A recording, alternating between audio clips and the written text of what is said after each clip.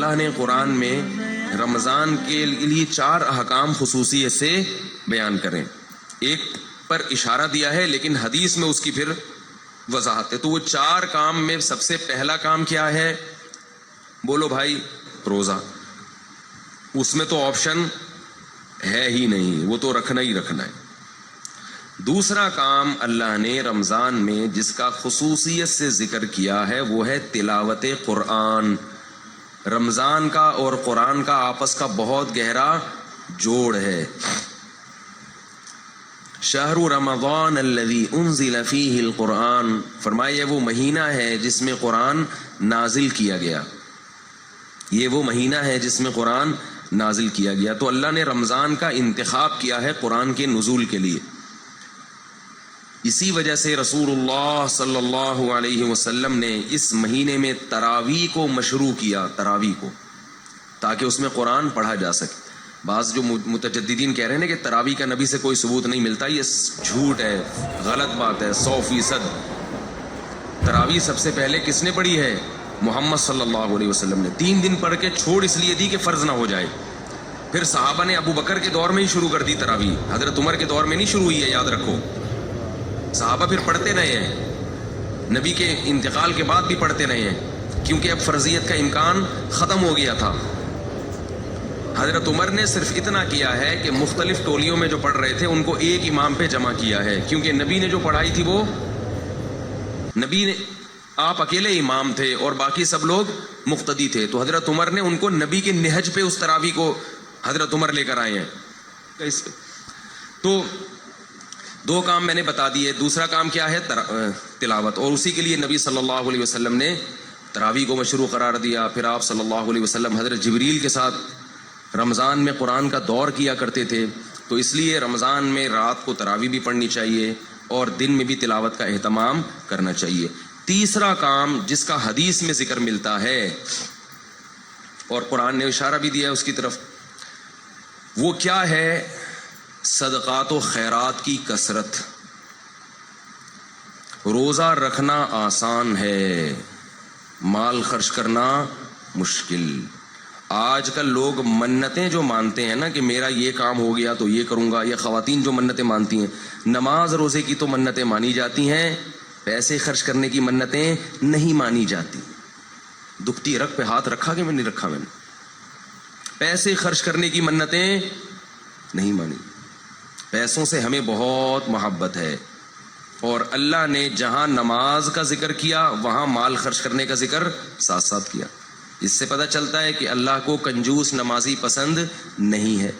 تو ہم اس نوٹ سے دل نہ لگائیں، اس پراپرٹی سے دل نہ لگائیں، رکھیں، مگر ساتھ ساتھ اللہ کی راہ میں خرچ بھی کیا کریں. آپ کو پتہ ہے کہ پہلے صوفیاء کرام کی جو خانقاہ ہوتی تھی، آج کل چند ایک کو چھوڑ کے اچھے لوگ بھی ہیں تصوف میں الحمدللہ، انہی کی برکت سے آج یہ دین قائم ہے. ہم بھی اسی تصوف کے سلسلے سے جڑے ہوئے ایک نالائق ہیں جو آج یہاں بیٹھ کے ٹوٹا پھوٹا دین کا کام کر رہے ہیں. تصوف پر رد ہرگز مقصد نہیں ہے، کسی کا مذاق اڑانا مقصد نہیں ہے، لیکن بہت سی خانقاہیں کھانے پینے کا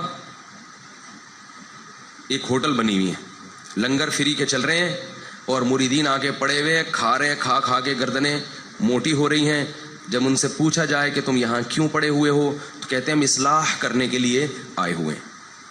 ہم کیوں آئے ہوئے ہیں؟ اصلاح کرنے. چلو پھر بسم اللہ کرو، کھانا کھو. پھر وہ سیٹ کوئی وہ لے آیا، دیگ لے آیا بریانی کی. تو بھائی کوشش کیا کرو جتنا ممکن ہو کھانا اپنے پیسوں سے کھایا کرو، اس سے اصلاح زیادہ ہوتی ہے. دوسروں کے پیسوں سے کھانا کھانے سے اصلاح بولو نا کم ہوتی. اور اگر خانقاہ میں ہو تو کوشش کرو کھاؤ ہی نہیں، روزے رکھو، کیونکہ روزے رکھنے سے جو اصلاح ہوتی ہے وہ کھانے سے نہیں ہوتی. تو بہرحال تو رمضان میں تیسرا کام کیا کرنا ہے؟ کڑک کڑک نوٹ بولو اللہ کی راہ میں، بولو نا، جملہ مکمل کریں، آدھا کام اسی سے ہو جائے گا، بولنے سے ہو جاتا ہے. کڑک کڑک نوٹ اللہ کی راہ میں خرچ کرنے ہیں. اور شیطان کہے گا کیا کر رہے ہو، اتنی محنت سے کمائے ہیں، اتنی محنت سے کمائے ہیں، کیسے دے دوں؟ دیکھو نبی نے کیا فرمایا، بہترین صدقہ کون سا ہے؟ دل تھام کے سنیں یہ حدیث. بہترین صدقہ کون سا ہے؟ فرمایا تأمل الغنا وتخشى الفقر، وہ صدقہ کہ رقم خرچ کرنے کے وقت تمہیں یہ خیال ہو کہ اگر میں نے یہ پیسے خرچ نہیں کیے تو ان پیسوں سے مزید پیسہ بنا سکتا ہوں، ان پیسوں سے مزید پیسہ بنا سکتا ہوں۔ تأمل الغنا، امید غنا کی کہ یار یہ اگر میں نے روک لیا نا تو ایسے مواقع آئیں گے جن میں انویسٹ کر کے نوٹ پہ نوٹ چھاپ لوں گا، تو اس پیسے سے انسان کو زیادہ محبت ہوتی ہے۔ دوسری چیز اس میں یہ ہو تخشى الفقر، اگر ابھی خرچ کیا تو موجودہ حالت سے نیچے بھی آ سکتا ہوں، صرف امیدیں نہیں ہیں، خطرات بھی ہیں۔